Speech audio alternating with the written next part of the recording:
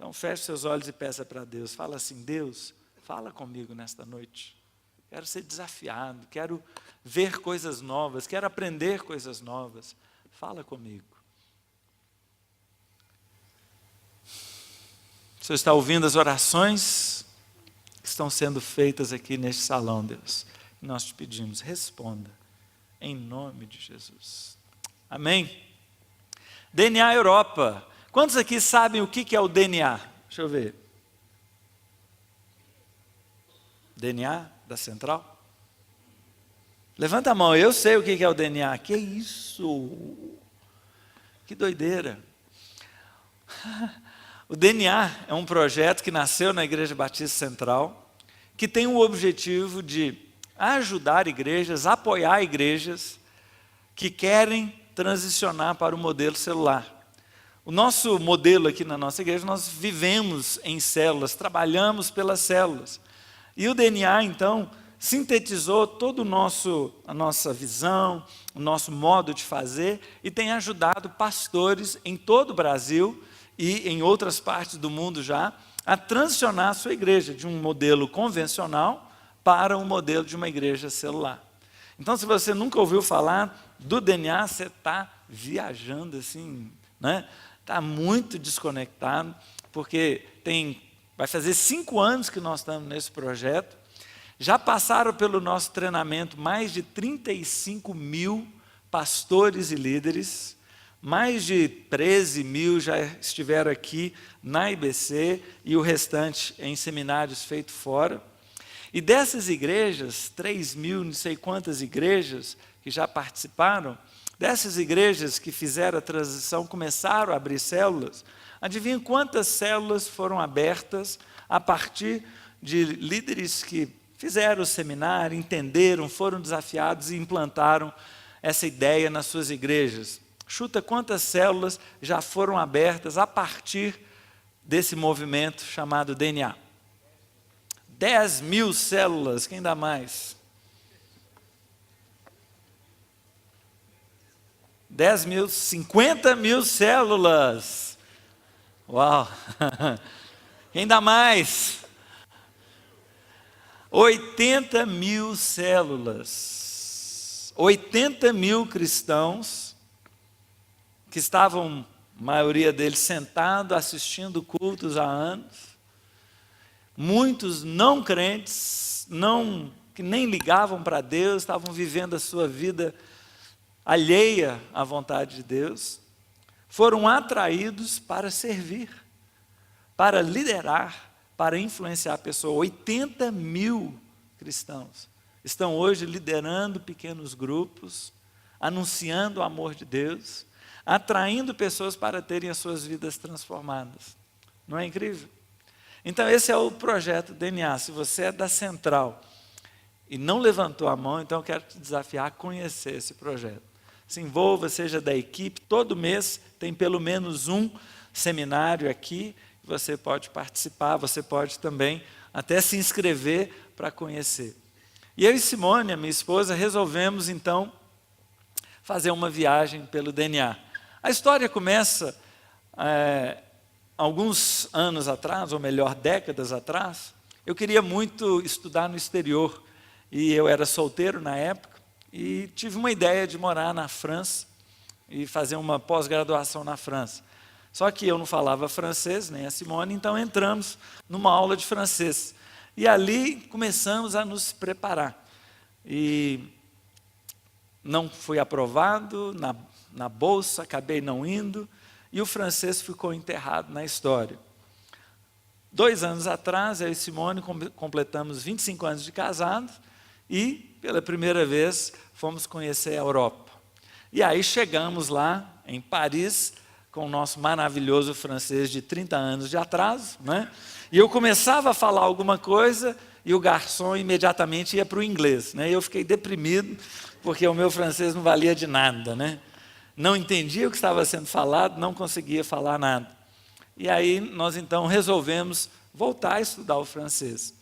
E decidimos que em 2015 a gente tiraria um mês e juntaria as nossas reservas e iríamos estudar 30 dias lá na França, arrumar uma escola, arrumar um lugar e ia tirar as nossas férias lá. Estávamos programando isso. A melhor época para ir para o hemisfério norte é em maio ou em setembro, clima gostoso, não é alta temporada, não está frio, tudo certinho, combinado.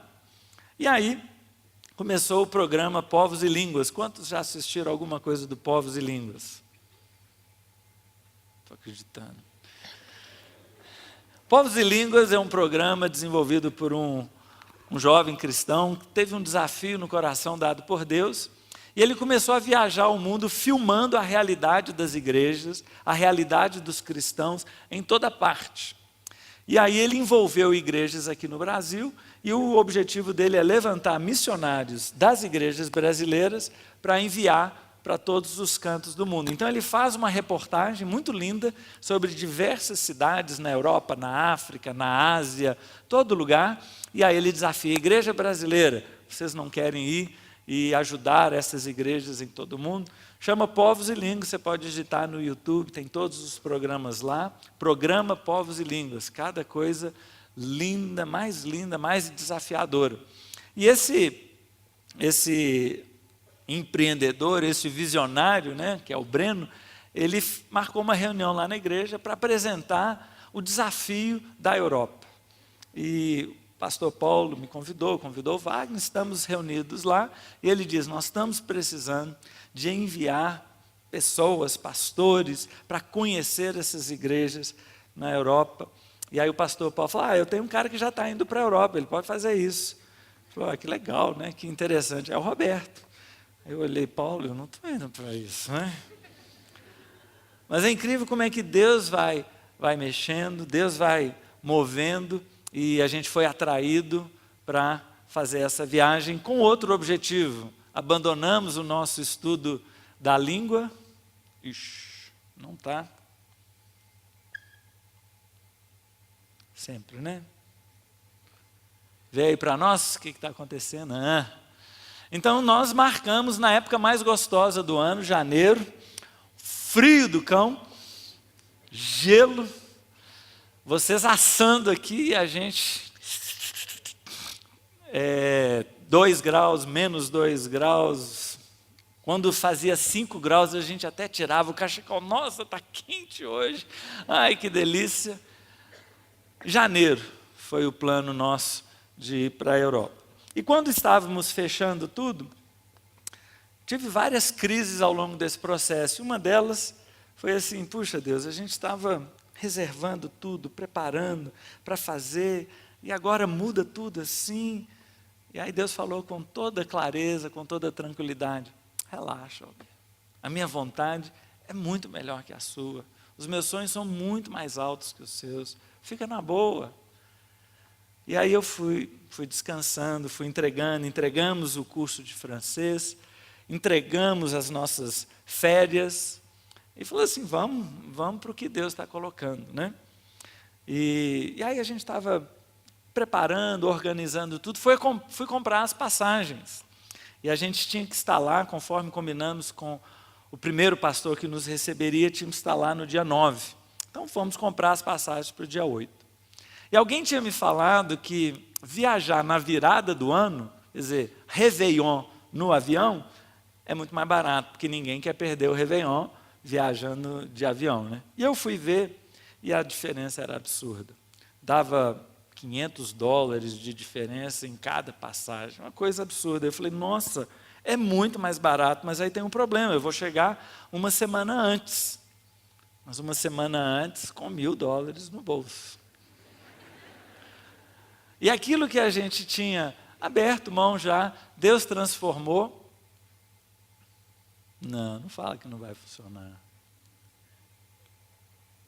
Vai não?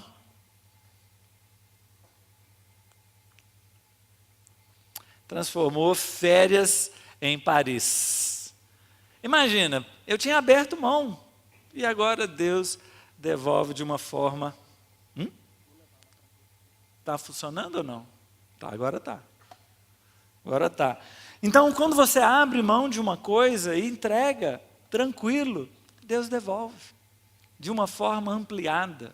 E nós ficamos, então, uma semana lá em Paris. E ainda deu de brinde para nós, a nossa candidata, a nora, a namorada do Felipe, estava viajando com os avós dela e coincidiu da gente estar em Paris com ela.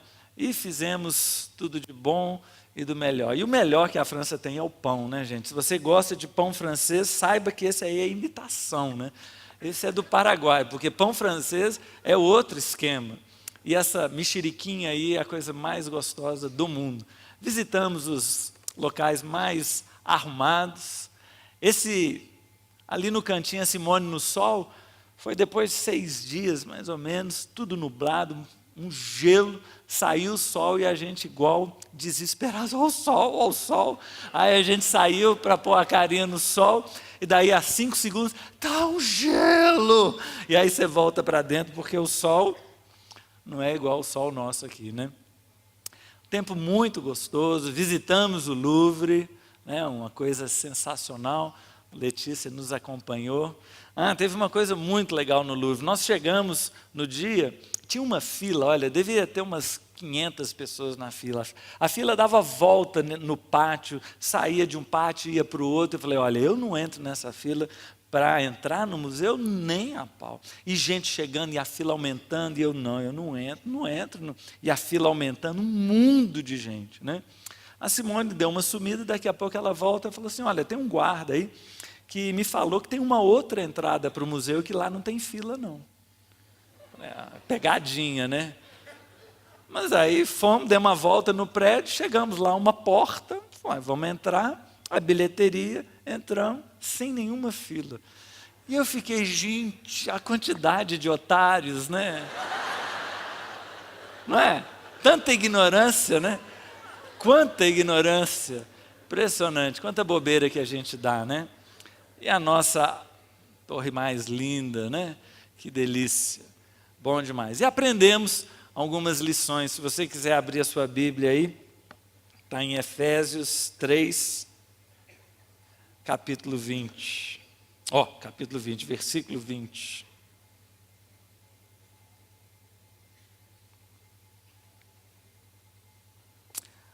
Aquele que é capaz de fazer infinitamente mais do que tudo que pedimos ou pensamos, de acordo com o seu poder que atua em nós, a Ele seja a glória na igreja e em Cristo Jesus por todas as gerações, para todo sempre.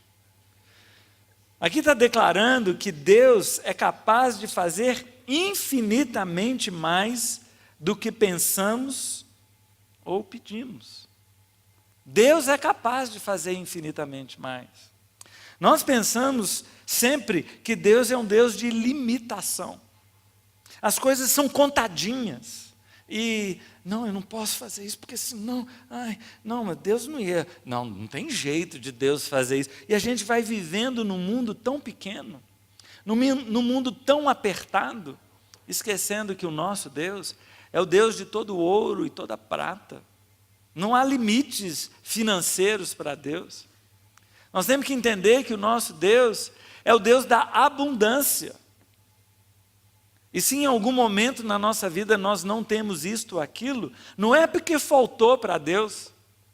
Deus falou assim, nossa, tadinho, está sem lá, mas como é que a gente vai fazer? Não tem, puxa vida, olha, está sofrendo tanto. Gente, tem alguma coisa? Não tem nada, tadinho daquele homem. Você acha que Deus fica assim? Você acha que Deus não tem para te dar? Se está faltando alguma coisa, é porque Deus não quer. Deus não quer para aquela hora. Deus não quer para aquele momento. Às vezes você está pedindo uma namorada e Deus não te responde. Meu irmão, às vezes você não está no jeito ainda. Às vezes está verde. Deus tem que te levar para se tornar mais maduro. Não é? Às vezes você quer um emprego para ganhar 20 mil reais. Se Deus te der um negócio desse, você foge, você some, você nunca mais aparece. Às vezes você está aqui é porque você está desempregado, safado. Não é? Muitas vezes a gente quer alguma coisa e Deus não nos dá, porque essa coisa vai nos afastar dele. Ele não está preocupado com coisas. Ele não tem interesse nas coisas, ele tem interesse em você. E nós descobrimos isso mais uma vez. Eu me lembro que quando nós fomos fazendo as datas e fiz os orçamentos e a coisa vai subindo, e a cada dia no semestre passado o dólar subia, junto com ele o euro, e eu falei assim, meu Deus, nossa. Aí eu falei, não, eu vou extrapolar aqui, eu vou calcular tudo a 2,70. 2,80 o dólar, 2,90 o dólar, não, então agora a 3, e no final ele está para cima de 3, mas o meu dinheirinho vai acabar, ai, o que eu faço? Eu lembro num culto aqui, tinha um pregador de fora, e ele dizendo, desafiando a gente para ir para o mundo, para conquistar o mundo, e aí eu falei assim, não Deus, eu estou indo agora, mas eu não sei, é dinheiro demais, é dinheiro demais. E aí o pastor, se você fala que o problema é dinheiro, então você não conhece o Deus que você serve. Ai. Cada raciocínio meu, o pastor ia respondendo ali. Eu não sei quantos já jogaram poker, chega numa hora que você fala, ok, all in. Sabe, quando você não tem mais o que fazer, você pega tudo que tem e põe. Falei, ok, Deus, se é assim, all in. Vamos gastar o que tiver que gastar. Vamos nesse frio absurdo, para visitar igrejas que nem sei se estão interessadas nessa questão de célula, mas nós vamos. Por quê? Porque o Senhor está mandando a gente ir. E aí entreguei. Compramos as passagens, organizamos as coisas. E aí um dia o pastor Paulo me chama no gabinete, pediu para eu apresentar o projeto. E aí eu apresentei o projeto. Você tem um orçamento de tudo? Falei, claro, nós estamos pensando assim, assim. Falei, ó, a igreja vai pagar 50%. Falei, meu Deus. Não, Paulo, já está tudo resolvido. Não, a igreja quer participar. Você vai em nome da igreja. Falei, ok, Deus, entendi o recado. É incrível como é que a gente fica pensando que Deus é um Deus da limitação. Que se eu der tudo que eu tenho, eu vou ficar sem. Se eu entregar as minhas férias, eu vou ficar sem férias. Se eu me dedicar a Deus, a minha vida acabou. É porque a gente não conhece o nosso Deus. Em Romanos 8 fala, aquele que não poupou o seu próprio filho, por amor de nós, vai poupar miséria? Vai amarrar miséria? Não é assim que a Bíblia diz, não, mas é alguma coisa do tipo. Aquele que não poupou o seu próprio filho antes, se entregou. Jesus se entregou a nós, Deus entregou Jesus por nós, agora vai ficar amarrando miséria? Pensa nisso. Olha o amor de Deus por você. Se Ele foi capaz de doar o seu próprio filho por amor a você, agora vai ficar amarrando um carrinho, vai ficar amarrando uma namorada, vai ficar amarrando uma melhoriazinha de emprego? Abre os olhos, vê quem é o seu Deus, vê o tamanho do seu Deus. Nós estamos aprendendo cada dia mais, confia nele, entrega o seu caminho ao Senhor, confia nele, e o mais Ele fará. Amém? Essa foi uma lição linda. Nós adoramos as férias que Deus deu para a gente em Paris. Essas são as cidades que a gente visitou.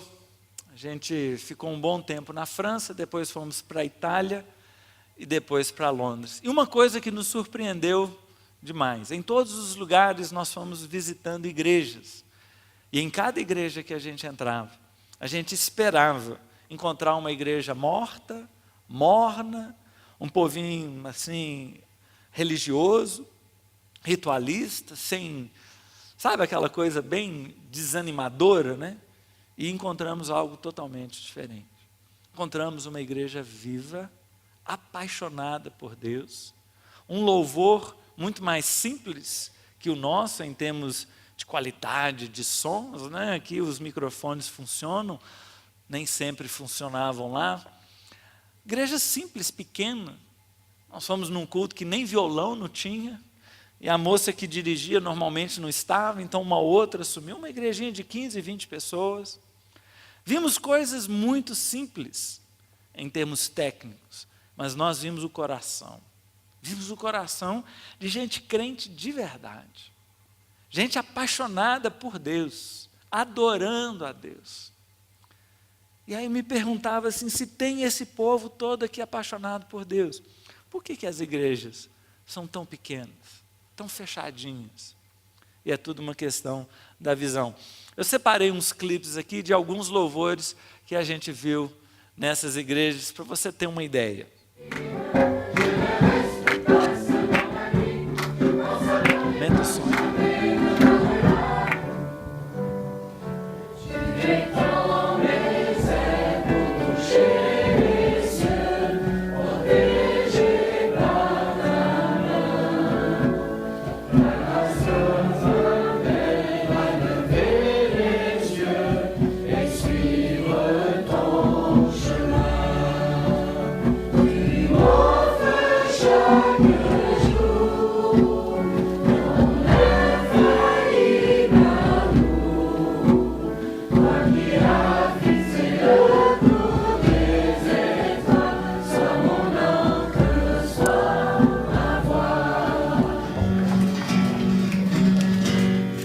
Apaga o palco.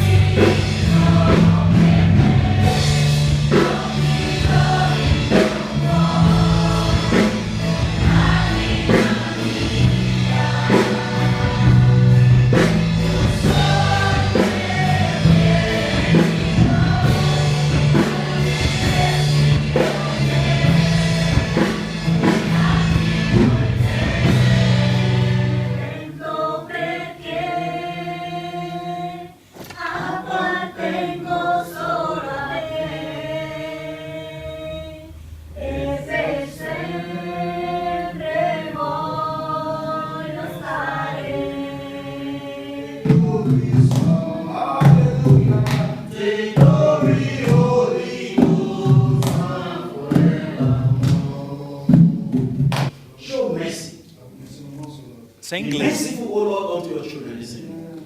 Be merciful, O Lord, unto your sons and daughters. Every day that's on Lord.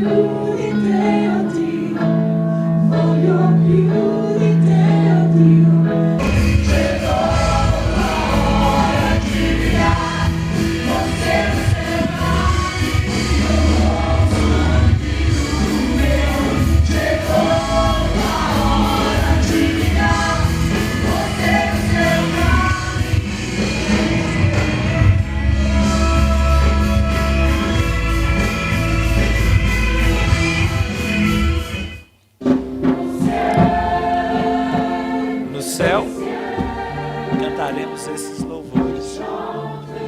Amém? Em várias línguas, né? Essa última aí da Inglaterra parece tanto com português, né? Igualzinho. Uma igreja brasileira em Londres. Muito bem. Primeiro ponto que nós paramos foi em Biarritz. E lá nós tivemos experiências incríveis. Ficamos nesse flatzinho tão lindo ali no canto de baixo. Um lugar na praia, excelente praia para surfistas, e essas estruturas aqui são bunkers alemães da Segunda Guerra Mundial, que fazia parte daquela proteção contra a invasão dos aliados, que acabou dando certo, né? Fomos num pico nevado, coisa mais linda, nos Pirineus. Se vocês repararem a plaquinha lá em cima, chegamos até na Espanha, olha aí, que é exatamente a divisa de França com a Espanha. A igreja, muito linda, a igreja lá em Biarritz, um povo apaixonado por Deus, vários grupos familiares, visitamos cada um dos grupos em várias casas, fomos uma reunião de pastores de toda a região sul, todos os pastores batistas se reuniram, e aí era uma mesa com 8 pessoas, todos os pastores batistas da região sul, já imaginou? 8 pastores. Toda a Federação Batista na França tem menos membros do que na Igreja Batista Central. Todos os batistas na França têm menos gente do que aqui nessa igreja. Já imaginou? Precisa de uma intervenção nossa, não é? Precisa. Povo muito criativo, fazendo peças de teatro, muito lindo. Aqui reunião nas casas, uma outra reunião nas casas, aqui um culto nesta igreja. Foi um tempo muito especial. O casal que nos recebeu é o casal Júnior e Suzana, e as filhas, adolescentes. Muita comida gostosa, muito tempo especial. Deus nos presenteou de uma forma incrível. E uma lição aprendida nessa visita e visitando outras igrejas também está lá em Mateus 5. Se você puder abrir aí. Mateus 5, 14 a 16. Diz assim: vocês são a luz do mundo. Não se pode esconder uma cidade construída sobre o monte. E também ninguém acende uma candeia e a coloca debaixo de uma vasilha. Ao contrário, coloque no lugar apropriado. E assim ilumina todos os que estão na casa. Assim brilha a luz de vocês diante dos homens, para que vejam as suas boas obras, glorifiquem ao Pai de vocês que está nos céus. Sabe o que a gente encontrou lá então? A gente encontrou uma igreja bonita, uma igreja viva. Mas é como uma candeia aqui nesse texto, uma candeia escondida.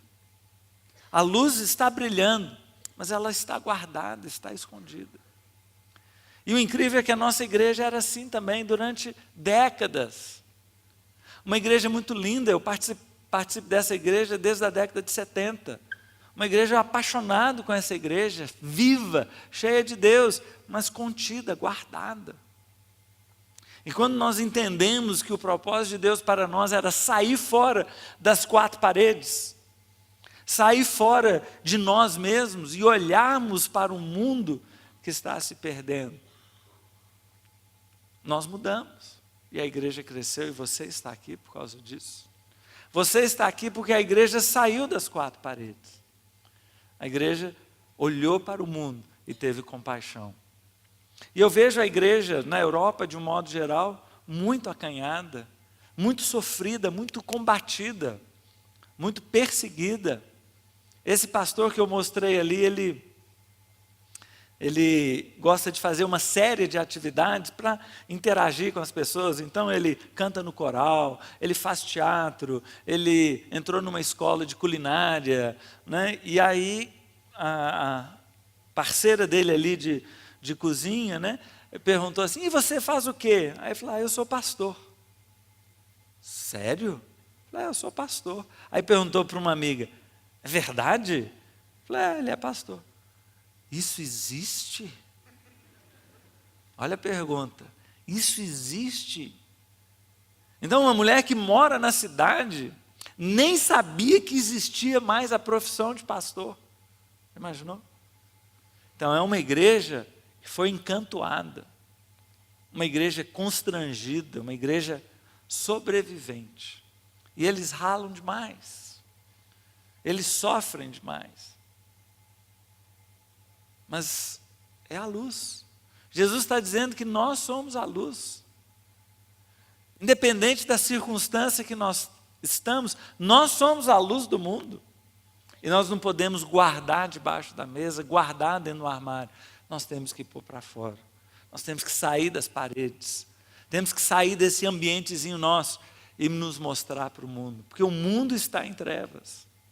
E o nosso desafio em todas as igrejas lá é para que eles experimentem o que a gente experimentou aqui. É claro que as culturas são diferentes, os momentos são diferentes, as dificuldades que eles vão enfrentar são diferentes. Mas esse texto diz que nós somos a luz do mundo. Bill Hybels, um pastor norte-americano, diz que a igreja é a esperança do mundo. Eu e você, sabia? Sabia que a esperança do mundo está nas suas mãos? Já pensou nisso? Então você não pode se guardar. Você não pode dizer, eu não tenho tempo para isso agora. Não, agora eu estou estudando para o vestibular, eu não tenho tempo de ser luz. Você não pode dizer, não, agora eu marquei meu casamento, então esse ano agora vai ser focado no meu casamento. Você não pode, você é luz. Você não pode guardar a luz, porque o mundo está no escuro. Acabei de ganhar um neném, então esse ano esqueçam de mim. Esse ano, um ano, esquecer de você, não. Você é a luz. Não sei o que você está passando, qual dificuldade que você está vivendo, mas eu quero dizer, irmão, que você é a luz do mundo. Você é a luz do mundo, tem que brilhar. E nós vimos que Deus mantém acesas as candeias, espalhado por todo canto. E nós fomos em vários, e nós vimos candeias acesas. E o nosso desafio foi, vamos pôr essa candeia no alto para iluminar. Esse é o desafio. Depois de Biarritz, nós fomos para Saint-Prix, que é nos arredores de Paris, para o encontro dos pastores.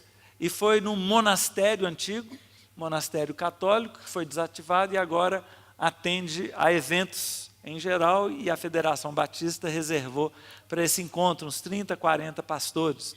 A Simone adoeceu, ficou de cama o tempo inteiro, até aqui no canto a gente vê alguns pastores orando por ela, e os pastores lá, uma festa muito engraçada, os zoadores, né? Quando descobriram que eu não bebia, né, que a gente aqui, os pastores da Central decidiram não beber bebida alcoólica, mas aí foi uma festa, porque lá, qualquer refeição, sempre tem uma garrafa de vinho, né? E o que aconteceu é que eles serviram a mesa e o vinho não tinha, aí eles estavam assim, poxa, será que não vai ter um vinho e tal?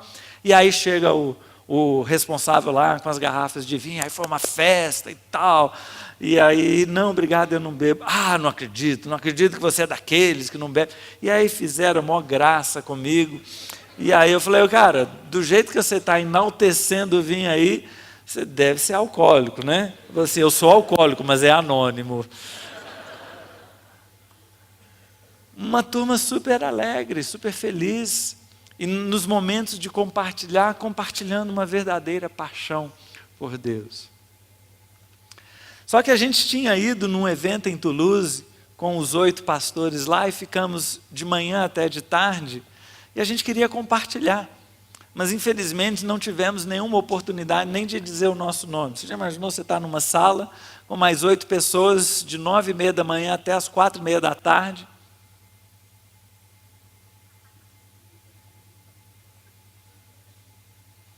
termina a reunião, prazer, e vai embora. Saí do Brasil, cara, milhões de coisas entaladas na garganta, né? Tanta coisa para dizer. Mas ao final da reunião eu estava assim explodindo. Eu estava assim, eu tenho que falar alguma coisa, eu não vou sair daqui sem falar. Eu estava assim, vou interromper agora, não, agora, não. Aí a Simone cutuca assim, né? Deus está ensinando a gente a ficar calado, né?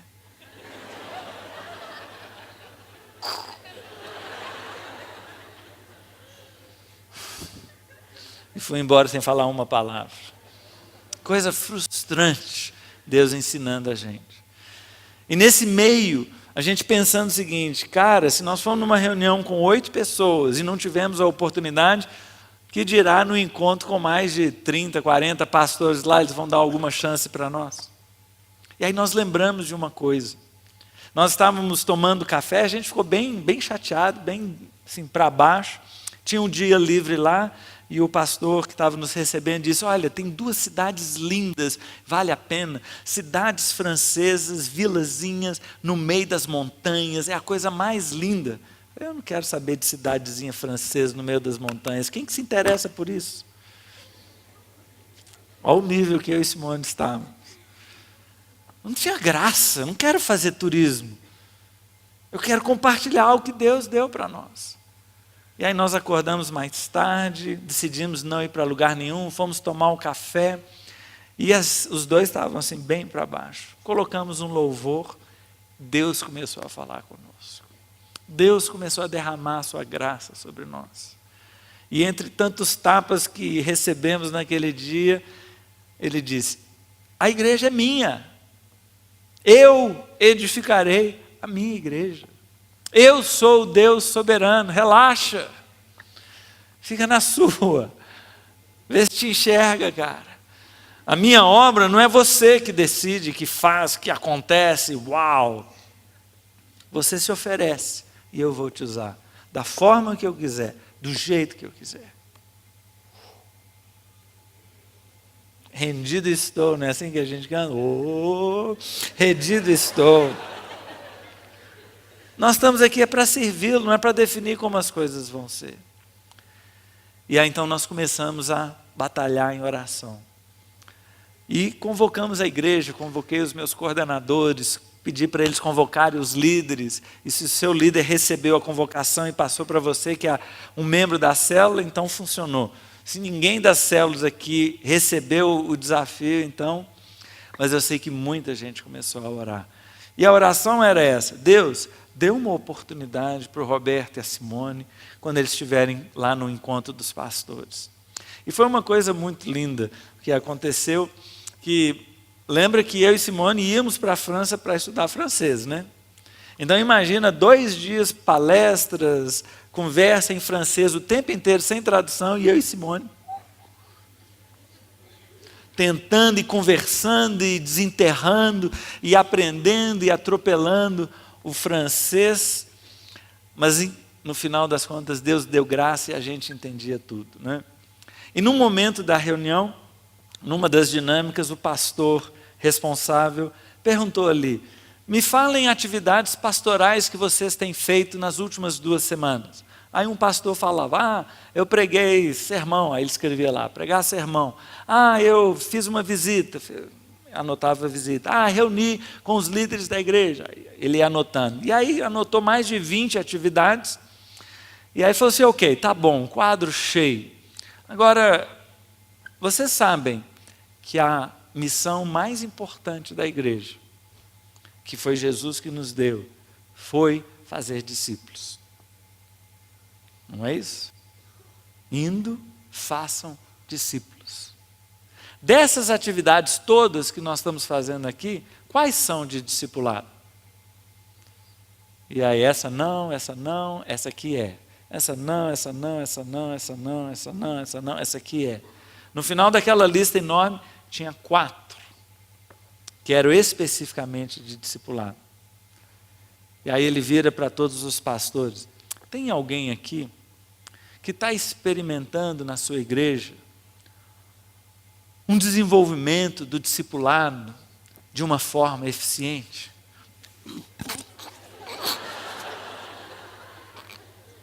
Aí eu virei para o pastor, falei, Júnior, agora eu vou ter que falar. Falei, não, mas eu não sei se é para falar. Cara, eu não quero saber se é para falar, se não é para falar, mas agora eu vou falar. Você traduz aí, porque eu vou falar. Aqui, eu queria falar um negócio aqui. E aí, olha, eu estava entalado, e explodiu. E eu contei a história da igreja. Falei que era uma igreja grande, uma igreja de 400 membros, que durante tantos anos viveu assim. E um dia a gente conheceu um modelo que revolucionou a ideia de sair para as casas, sair das quatro paredes, abrir o coração para o não crente chegar e conhecer a Deus e ter a sua vida transformada. E revolucionou a nossa igreja. E hoje a igreja, ela vive em função de fazer discípulos. Fazer discípulos não é uma das coisas que a gente faz. Toda a igreja está estruturada em torno de fazer discípulos. Meu coração estava a mil. Quando eu terminei, fez um silêncio. Silêncio. Cara, meu coração parecia que saía para fora de tanta adrenalina, né? E aí um pastor pergunta, e hoje a igreja tem quantos membros? Aí um pastor brasileiro que estava do meu lado falou assim, vai devagar. Aí eu falei, hoje a igreja tem 1.250 células, o que dá mais ou menos 8.000 pessoas. Gente, fez um silêncio. Porque todos os batistas na França são 7.200. E o pastor que estava dirigindo a reunião ficou olhando assim para mim.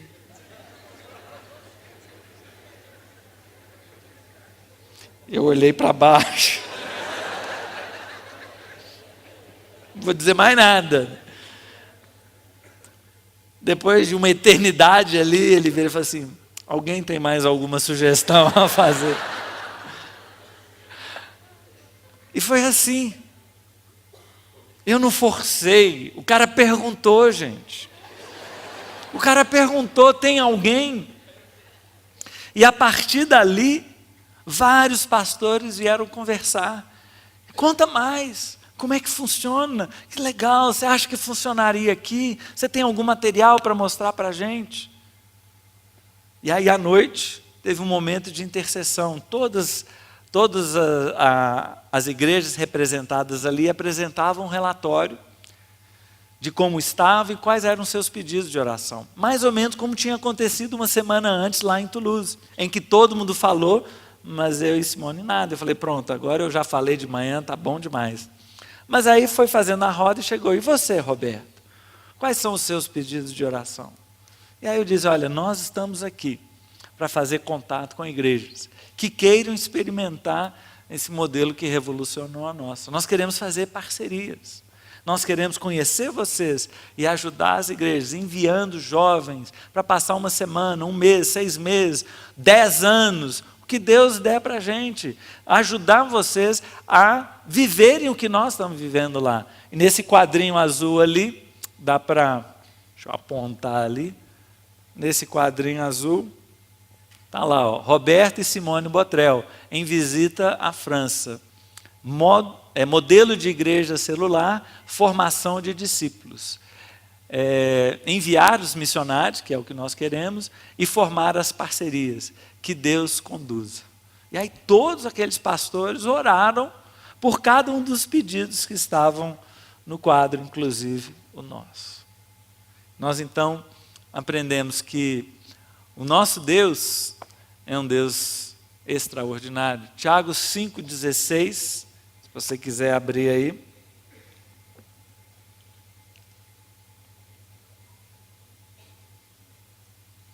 Tiago 5,16 diz assim, ó,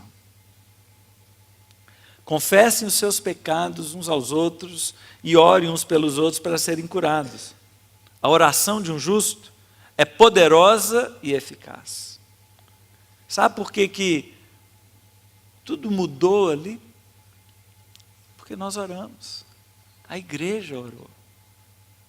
Creia, quando você está orando em nome de Jesus, tem alguém escutando as suas orações. E Ele é capaz de fazer infinitamente mais do que você está pedindo ou pensando. A nossa oração faz toda a diferença. Você está com dificuldade na sua célula? Ore, meu irmão. Está com dificuldade no seu emprego? Ore. Nas finanças? Ore. Não consegue arrumar uma namorada? Peça misericórdia. Depois nós fomos para Roma, e na verdade Roma era um intervalozinho que sobrou e a gente ia só passear em Roma. Combinamos do Felipe, que está morando em Londres, nosso filho, pelo Ciências Sem Fronteiras, está morando lá, de encontrar com a gente ia passear em Roma. Mas eis que existe igreja irmã em Roma, e lá fomos nós, passeamos realmente nas ruínas. Aqui não está dando para ler não, mas o que está escrito ali no Coliseu é Roberti, ó que lindo, viu? Ali ó, Coliseu é a coisa mais linda do mundo, gente, extraordinária. Lá o Filipão com a gente, as ruínas romanas. Voltando aqui ó, esse do meio aqui, esse do meio aqui é a prisão onde Paulo ficou e depois Pedro. Um calabouço tão triste, tão esquisito. E eu pensei, meu irmão ficou ali. Quantos mártires morreram, julgados às feras, queimados vivos, por amor a Cristo.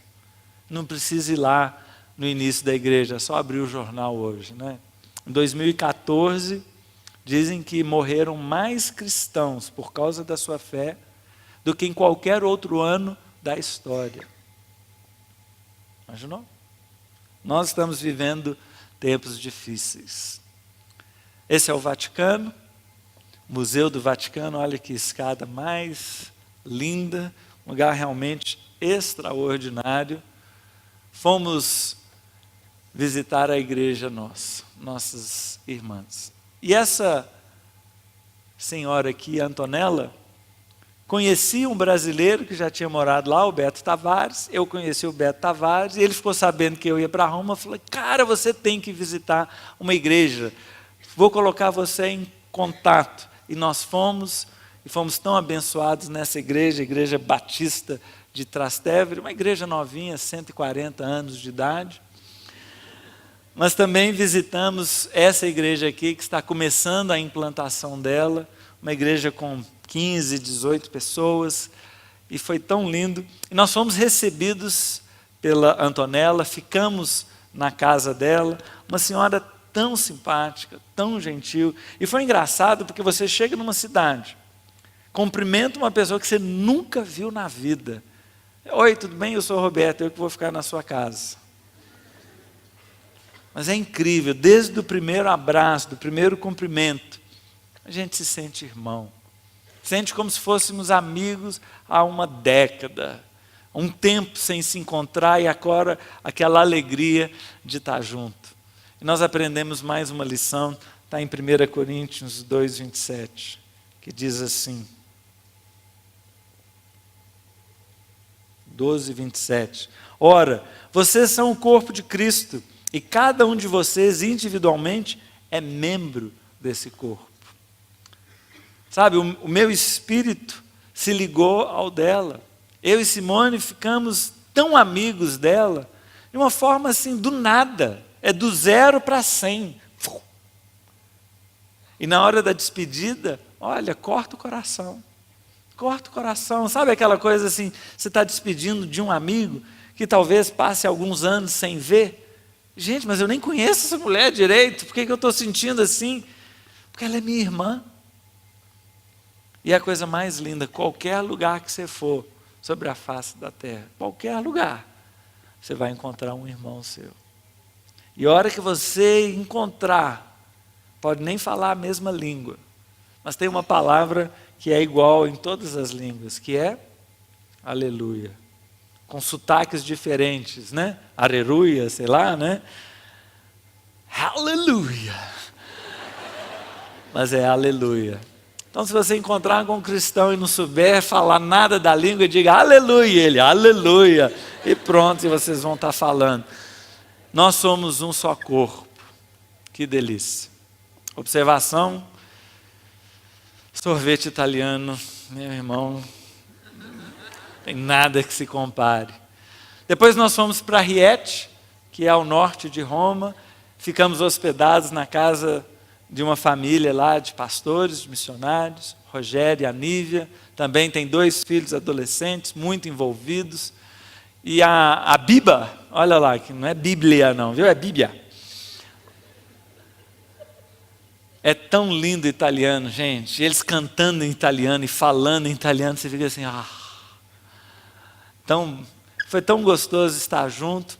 Uma cidade, essa cidade de Rieti é mais antiga do que a cidade de Roma. Já imaginou? Muito lindo, muralhas para todo lado.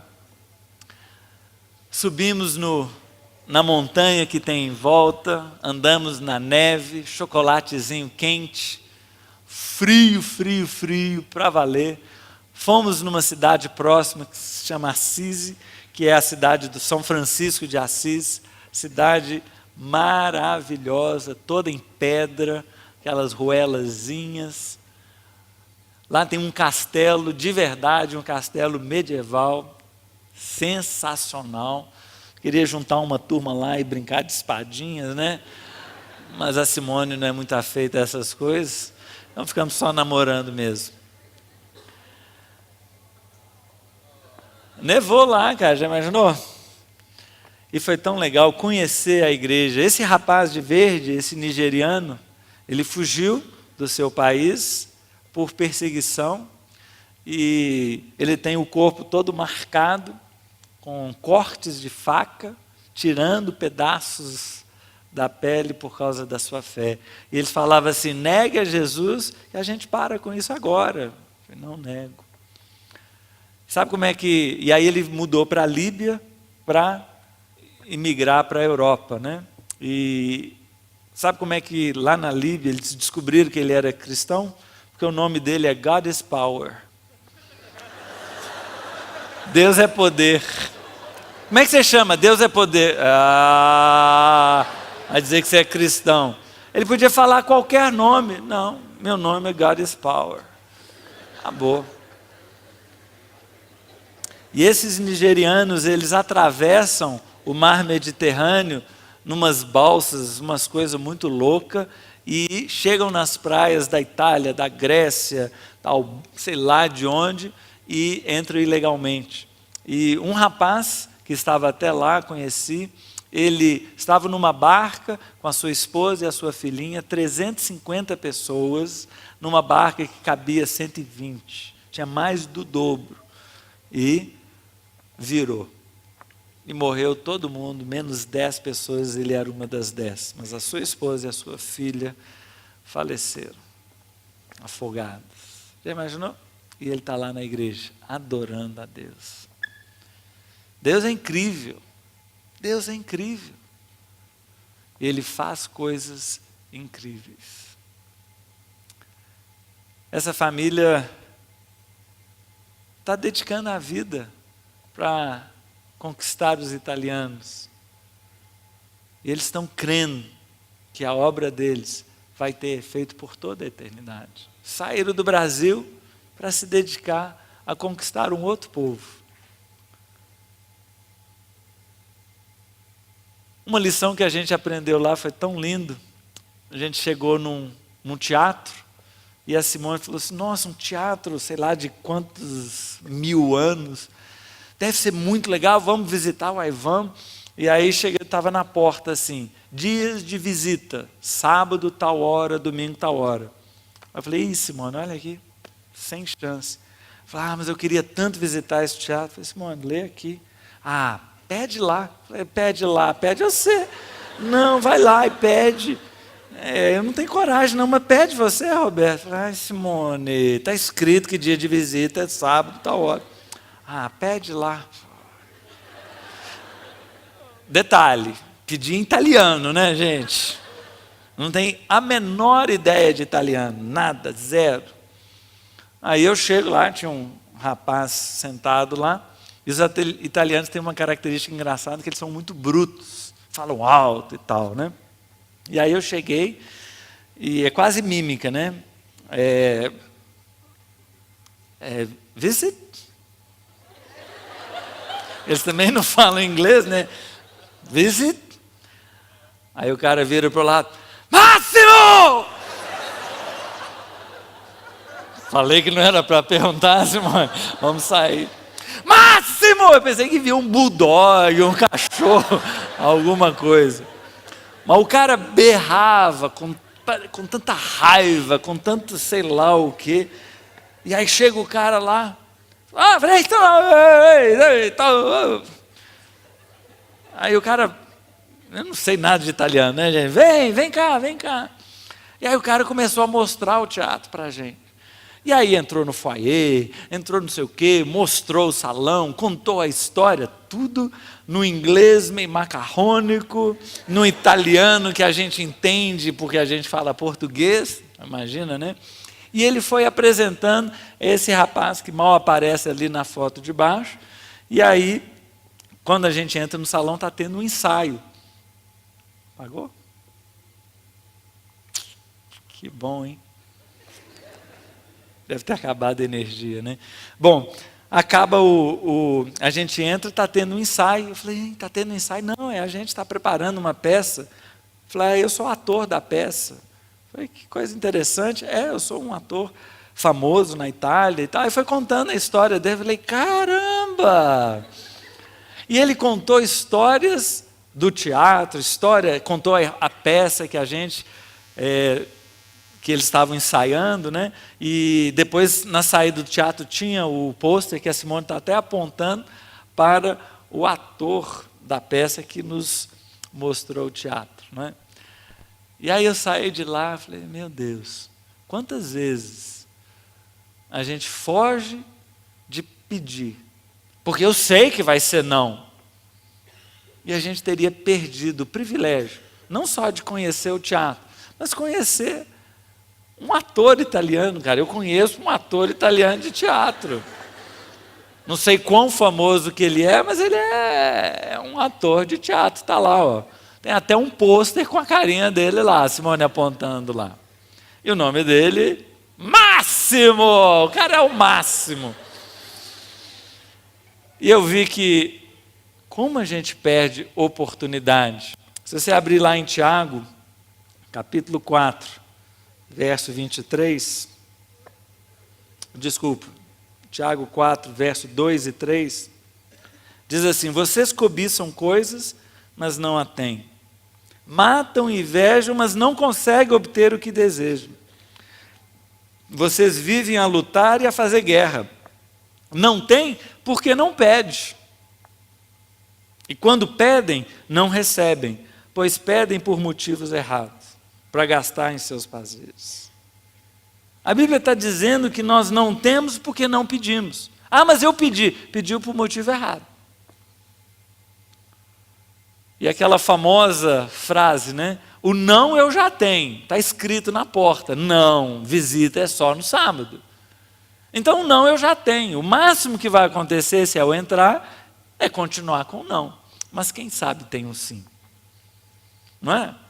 Então você, de repente, tem tantos nãos na sua vida e vai se acuando, vai ficando... Cara, peça. Chega e peça. Deus, se você já não tem, o máximo que pode acontecer é Deus dizer, não, tudo bem, já não tenho mesmo. Mas se a gente pede e casa com a vontade de Deus, é uma festa. Não sejam tímidos, peça para Deus. Tem uma jovem que estava com uma situação terrível no final do ano passado. Terrível, uma confusão, veio conversar comigo no gabinete, um beco sem saída, a vida toda travada. E eu desafiei a ela a crer que Deus tem algo. Deus pode mudar qualquer realidade.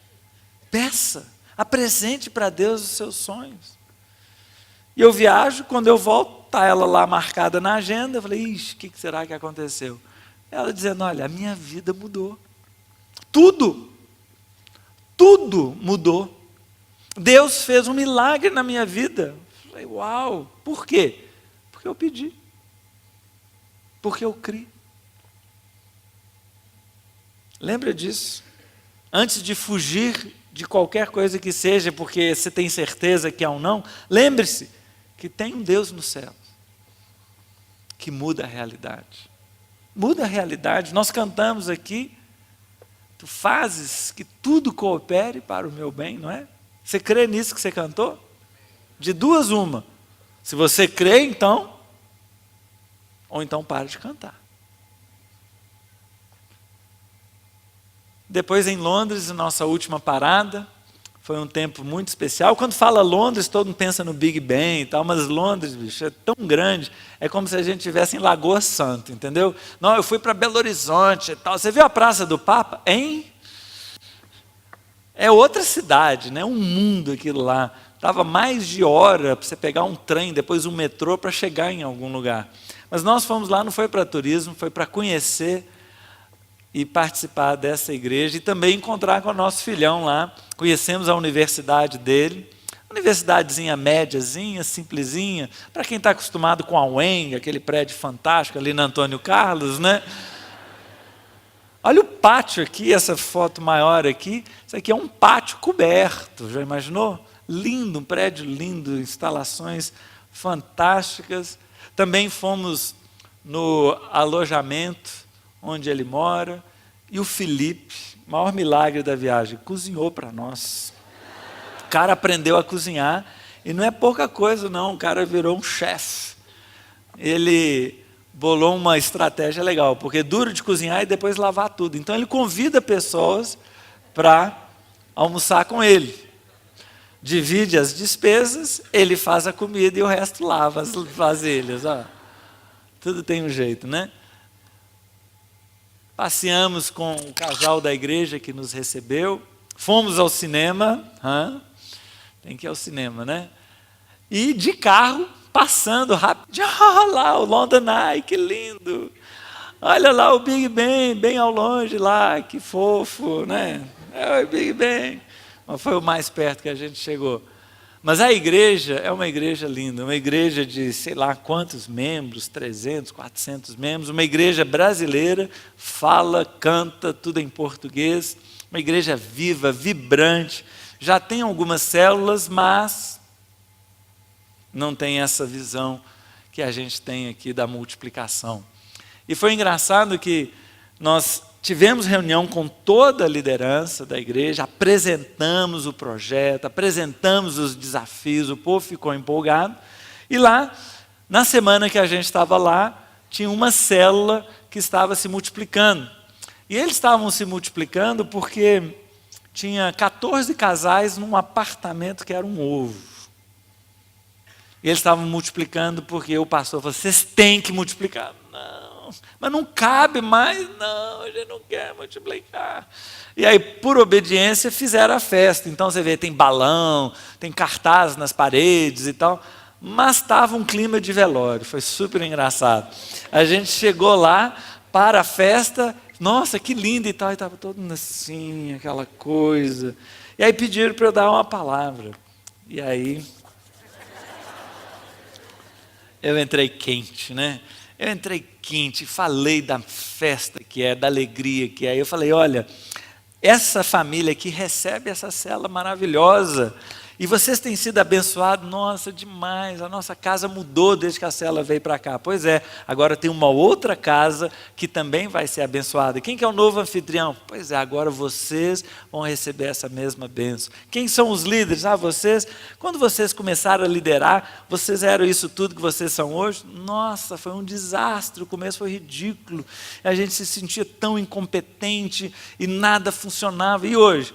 Hoje é uma delícia, e como nós crescemos, como nós amadurecemos. Pois é, com a multiplicação, esse privilégio não é só de vocês. Quem são os novos líderes? Olha aí, vocês estão confiantes que vão fazer uma célula ali? Acho que vão. Pois é, daqui a pouco vocês vão estar falando igual a eles. Isso é a multiplicação. E tinha visitantes lá, olha aí, não está cabendo os visitantes, mas na nova casa vai caber visitante à vontade. Isso é a multiplicação. E eu fui mostrando toda a nossa visão. E à medida que eu falava, eu pensava, gente, essa visão de multiplicação, ela é sensacional, ela é maravilhosa, porque abre as oportunidades para todo mundo. E aí eu contei um caso, quando o Lucas é meu filho, o baterista ali, quando ele era pequenininho, às vezes ele ficava chorando por alguma coisa que eu achava que não justificava, e eu apontava ele assim, engole esse choro, menino. engole esse choro. E aí essa era a frase comum lá em casa, engole esse choro, menino. Passado alguns anos, estou lá eu no dia da cerimônia do casamento do Lucas com a Marcela, né? E a hora que o Lucas veio, aquele homão, né? E a Marcela chega assim diante de mim, eu tive um desmonte emocional, né? E eu fui, e aquilo cresceu, e eu lembrei do Lucas pequenininho, lembrei tudo num flash, e a garganta entalou, os olhos marejaram, e aí o Lucas olhou e falou, pai, engole esse choro, não avacalha meu casamento não. E eu me recompus ali, e fiz o casamento. E eu contei essa história para eles. Então, se você está com vontade de chorar por causa da multiplicação, engole esse choro aí.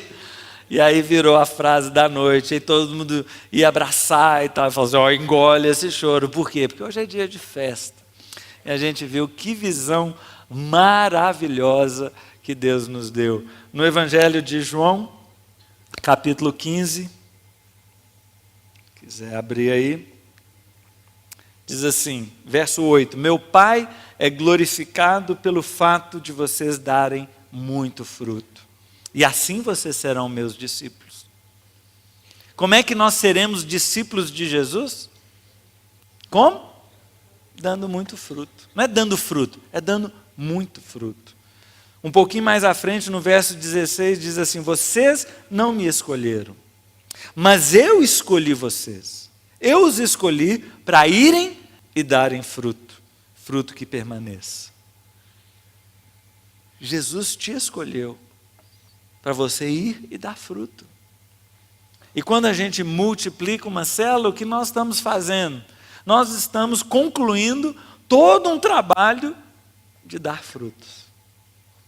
Pessoas novas chegaram, conheceram a Deus, tiveram os corações, as emoções, casamentos, famílias restauradas. Alguém que nem andava com Deus, agora está se preparando para liderar outros para conhecerem a Deus. Casas vão se abrindo. Pensar que na nossa rede nós começamos com, se não me engano, 10 células. Em 2004 tínhamos 27 células.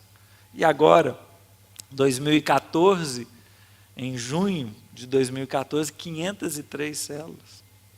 Antes tinha 27 líderes, agora tem 500 líderes. Vocês entendem o que é a visão de multiplicação?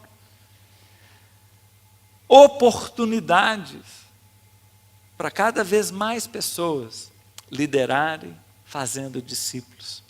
Cada vez mais casas abertas para receberem o Evangelho. É uma maravilha. Nós glorificamos a Deus quando damos muito fruto. Esse é o desafio.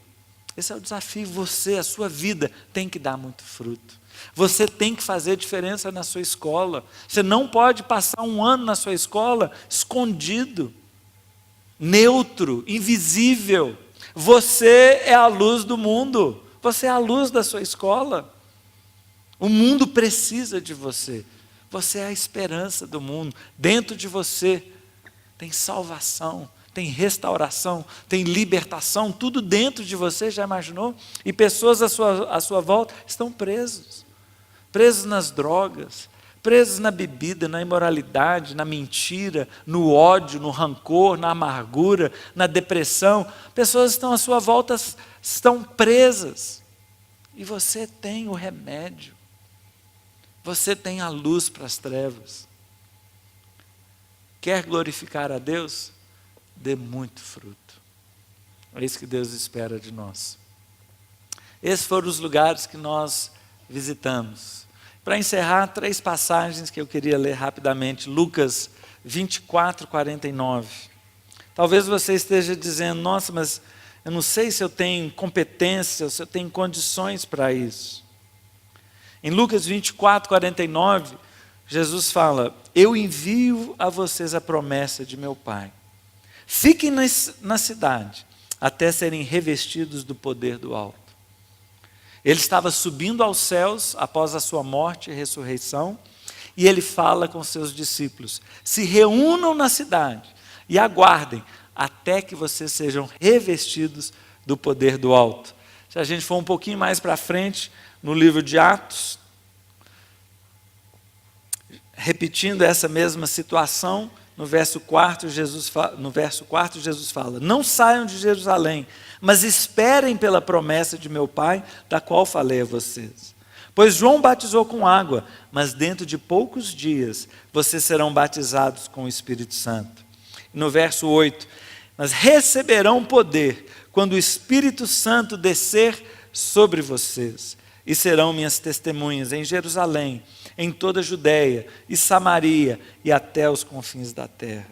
Vocês receberão poder do alto. Sabe, todos esses desafios que eu estou lançando aqui, não é a partir de você. A força não vem de você. Você é apenas um vaso de barro que diz: eu quero ser usado. E um poder que vem do alto te capacitará a fazer coisas extraordinárias. E o terceiro trecho é no capítulo seguinte, Atos 2. Estavam então reunidos num só lugar, chegando o dia de Pentecostes. Os discípulos todos ali no cenáculo. De repente, veio do céu um som, como de um vento muito forte, encheu toda a casa na qual estavam assentados. E viram o que parecia línguas de fogo, que se separaram e pousaram sobre cada um deles. Todos ficaram cheios do Espírito Santo. Começaram a falar de uma forma extraordinária. Se você continuar lendo, você vai ver um grande avivamento, a partir do derramar do Espírito Santo. Se hoje você está sentado aqui, é porque aqueles primeiros discípulos saíram obedecendo à ordem de Jesus e foram para todos os cantos, até os confins da terra. Brasil é confins da terra. E agora chegou a nossa vez de voltar para a Europa, de onde o Evangelho veio. E esses lugares estão clamando: por favor, igreja brasileira, venha nos ajudar. Esses lugares que eu visitei, mas tem um pastor lá em Hamburgo, lá no norte da Alemanha, por favor, venham. O cara já me escreveu 4 vezes: cara, mas eu acabei de voltar, nós precisamos de vocês. Lá em Colônia tem um jovem aqui da igreja, o Eduardo Coutinho. Ele está doido para encontrar uma igreja que queira transicionar, porque ele está lá disponível para ajudar a transição na igreja. Em Barcelona tem igrejas pedindo, em Madrid tem, em Lisboa tem, lá na Polônia, igrejas cristãs pedindo: venha nos ajudar. Eu creio que Deus tem muito mais para que o Brasil, e especificamente a Igreja Batista Central, abençoe a Europa. Faça uma revolução na Europa.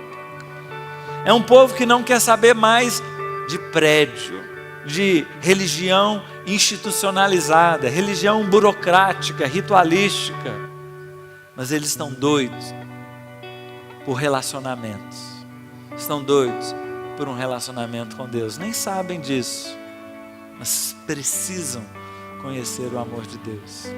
Amém? Queria que você se colocasse de pé. Nós vamos cantar uma música aqui encerrando esse culto. Eu queria que você não só cantasse, mas apresentasse a sua vida para Deus. Aqui está a minha vida, Deus. Aqui está a minha vida. Hoje eu não consigo ver, mas quem sabe um desses vermelhinhos aí vai ser eu. Amém? Quem sabe? Se ofereça: Deus, a minha vida é sua. Os meus sonhos são seus. Meu futuro eu coloco nas tuas mãos. Eis-me aqui, usa-me. Vamos cantar? Feche seus olhos. Comece orando, comece apresentando a sua vida para Deus.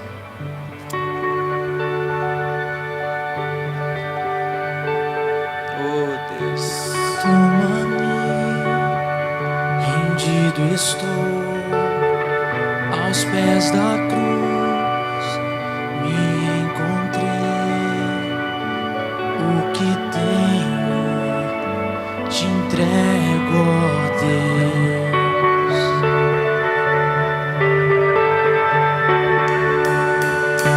Vem limpar purificar meu coração, que eu ande em tudo que tu tens pra mim.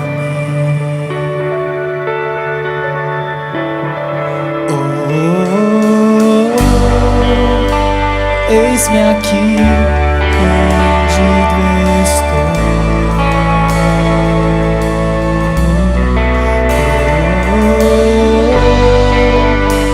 Eu sou teu e tu és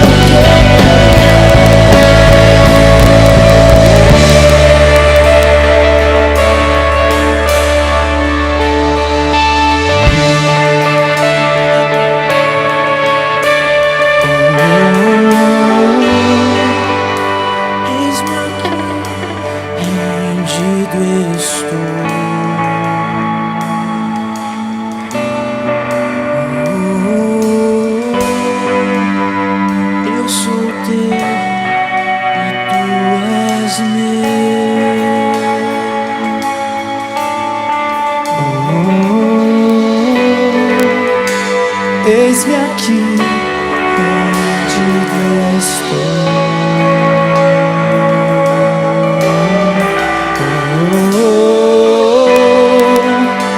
Eu sou teu e tu és meu. Minha vida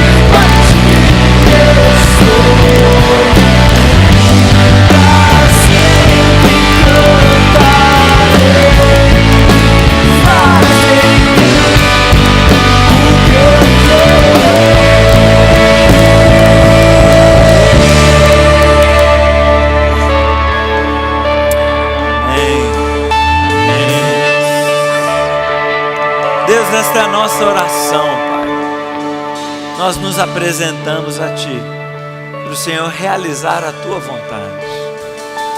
Eu quero realizar a Tua vontade. De hoje até o último dia da minha vida, quero cumprir o Teu propósito para mim. E o Senhor está ouvindo as orações que estão sendo feitas nesse salão. Homens, mulheres, jovens, adolescentes, declarando que querem andar nos Teus caminhos, aquilo que o Senhor tem preparado para nós. E eu sei que nem olhos viram, nem ouvidos ouviram, nem jamais passou pelo pensamento humano aquilo que o Senhor tem preparado para nós. Nós queremos a Tua vontade. Cumpra em nós o Teu querer. Oh Deus, responda as nossas orações aqui e muda as nossas histórias, em nome de Jesus. Amém? Você quer ser revestido do poder do alto? Quer? Você está precisando de poder do alto? A partir da semana que vem, segunda-feira, sem ser essa agora, na outra, nós vamos fazer 21 dias. 21 dias de jejum e oração, buscando do alto o poder para realizar esta obra e muito mais. Todos os dias de manhã, de 6h30 às 8h, jejum até meio-dia nas 2 primeiras semanas, jejum até 18 horas na 3ª semana. Tempo de buscar a Deus. Vamos ler o livro de Atos, meditar no livro de Atos, descobrir o segredo que moveu os apóstolos da igreja primitiva. E eu e você vamos marcar a história em nome de Jesus. Amém? Uma salva de palmas para o nosso Deus.